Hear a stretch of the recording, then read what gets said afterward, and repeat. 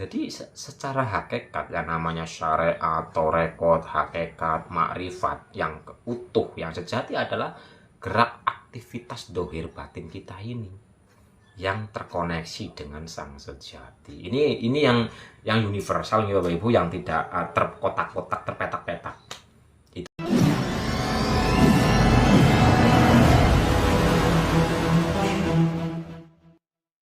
Jadi secara hakikat yang namanya syariat, torekot, hakikat, makrifat yang utuh, yang sejati adalah gerak aktivitas dohir batin kita ini yang terkoneksi dengan sang sejati. Ini yang universal nih Bapak Ibu, yang tidak terkotak-kotak, terpetak-petak. Itu terjadi setiap saat. Contoh syariat, bikin kopi. Syariatnya apa? Ya kan harus ada kompor, kopi, gula, air dan sebagainya, aturannya ini. Ketika mau membuat kopi ya apanya ini? Banyunya harus digodok dulu. Harus ada prosesnya lah, ini proses, aturan, proses. Bukan aturan. Kenyataannya harus ada wujud nyatanya, ini syariat. Torekotnya adalah waktu bergerak. Proses godok banyu, proses nuangkan kopi, proses nuangkan gula, ngaduk dan sebagainya. Syariat. Torekot. Hakikatnya apa? Jadilah kopinya. Makrifatnya ketemu rasanya waktu diseruput. Loh, kan terjadi setiap saat. Tetapi ini harus berkesadaran, connect dengan siapa yang menggerakkan, siapa yang membisahkan dan sebagainya. Jadi setiap saat Bapak Ibu. Makanya syariat, torekot, hakikat, makrifat tidak bisa dipisahkan satupun. Karena ini adalah satu kesatuan yang utuh, dipraktekkan setiap saat. Ketika dipraktekkan penuh dengan kesadaran setiap saat, inilah yang disebut dengan ibadah. Inna sholati wa nusuki wa mayahya wa mamati lillahi rabbil alamin. Sesungguhnya hidupku, ibadahku, sholatku, matiku, semua untuk Dia, kan gitu. Setiap saat. Ini yang universal, yang sudah tidak terpetak-petakan, itu terjadi setiap saat. Makanya pelajaran ini sebenarnya bukan hanya sekedar teori, bukan sekedar wawasan, tapi apa? Praktek. Kejadian laku, nyata setiap hari, cuman selama ini tidak disadari. Karena selama ini memahaminya hanya sekedar bacaan, pengetahuan, konsep, dan sebagainya. Padahal ini dinyatakan dalam kesehari-harian. Karena 4 pilar ini selalu dinyatakan, dikerjakan, dirasakan oleh diri Bapak Ibu, oleh kita semua. Kan utuh, nggak terpisah-pisah. Satu kesatuan tak bisa dipisahkan, iya. Sang pancernya ini yang menjadi penyaksi atas segala semuanya. Nggak bisa dipisahkan. Makanya ada syariat tanpa hakikat, ya mumet ntar. Hakikat tanpa syariat, mumet juga. Jadi ini terjadi di setiap hari, setiap saat. Tinggal kita hadirkan kesadarannya.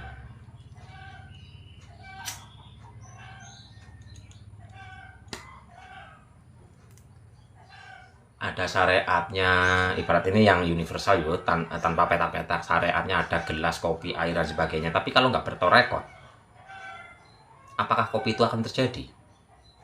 Kan bertorekot, berjalan, bergerak, berproses. Baru hakikat, jadi wujud kopinya sudah di gelas ini nih, sudah di sini nih. Makrifatnya ketemu nih.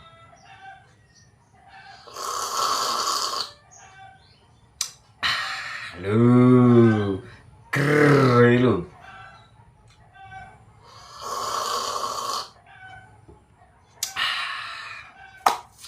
terjadi nggak dalam kehidupan nyata kita ini? Konsep apa laku? Konsep atau praktek? Laku nyata, kejadian nyata.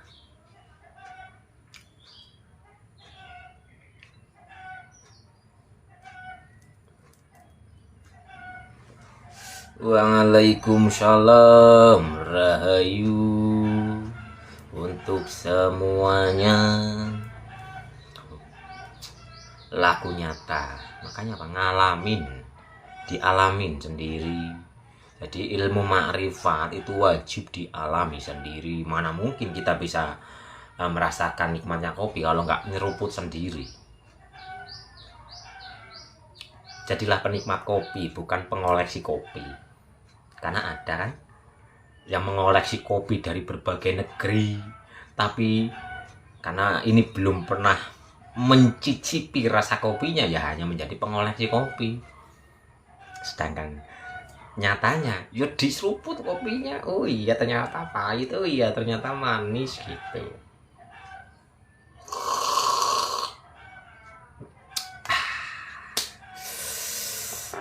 Nah ya udah, yang penting apa, tenangkan dulu, tenangkan dulu pikirannya dengan olah nafas itu tadi. Dengan olah nafas, jadi ada step by stepnya. Olah nafas untuk memperbaiki jalurnya energi, menyehatkan tubuh dulu.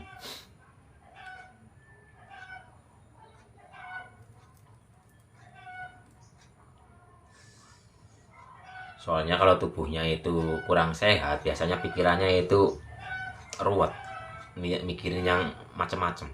Karena ada sesuatu, ibarat nih, tubuh kita kan adalah sistem yang saling keterhubungan, ada keterhubungan, keterkoneksian. Ketika ada jalur kelistrikan satu yang mampet, ibaratnya sempurna nggak listriknya jalannya.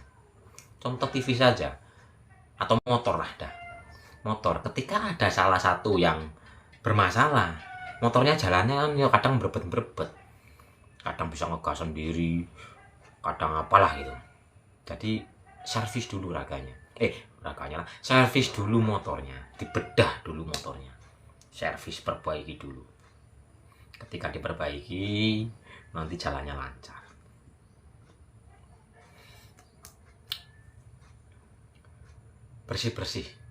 Bersih hatinya dibersihkan dulu, tapi membersihkannya bukan dengan backlin, soklin, rinso, bukan ya Pak Ibu. Bukan. Kalau ada yang mau pakai soklin, backlin dan sebagainya, ya monggo, mbok ada yang penasaran, tapi yo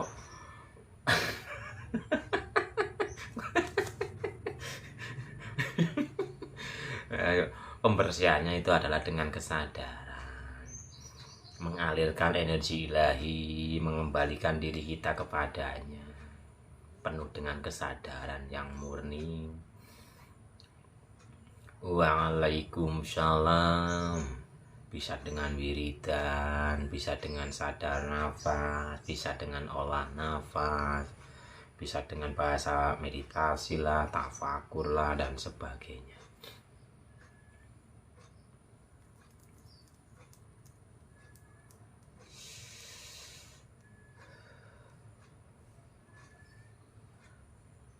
Yang sudah rajin wiridan, mulai dihayati, diresapi, bukan hanya mengejar kepada angkanya, karena mungkin mempunyai target 5.000 gitu, jadi fokus kepada bacaan, yang penting memenuhi target, tidak. Karena sebenarnya bukan di seberapa banyak bacaannya, tapi seberapa banyak koneksinya, terkoneksi gitu loh, terkoneksi dengan getaran-getaran itu.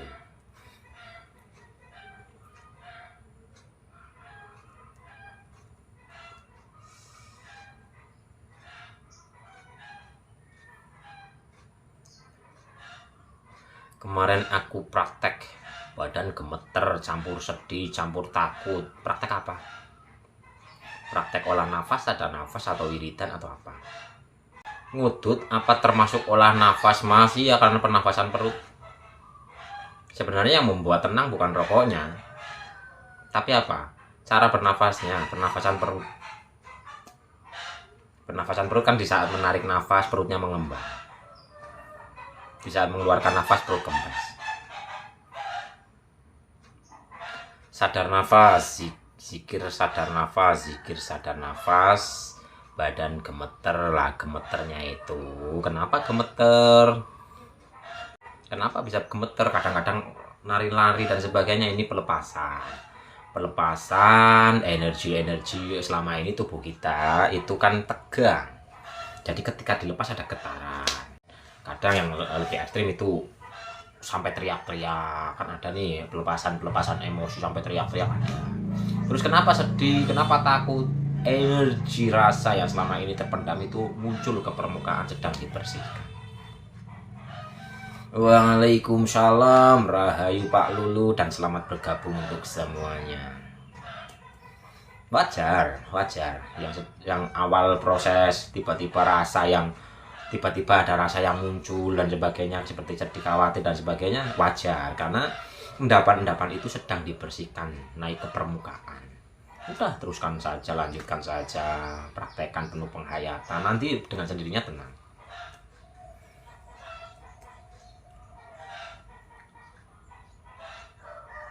Karena pada hakikatnya nanti udah nggak goyang-goyang lagi Bapak Ibu.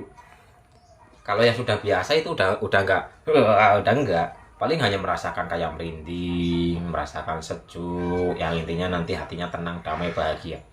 Jadi proses sadar nafas, olah nafas, zikir nafas, meditasi itu bukan seberapa banyak sensasi, bukan seberapa banyak yang ditemui, bukan seberapa banyak yang yang dijumpai dalam alam bawah sadarnya, tapi seberapa tenang, seberapa rubah pikiran kita, rasa kita, kehidupan nyata kita.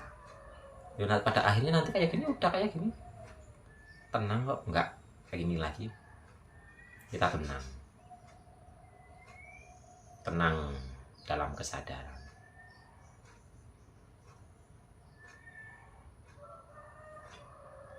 Indah.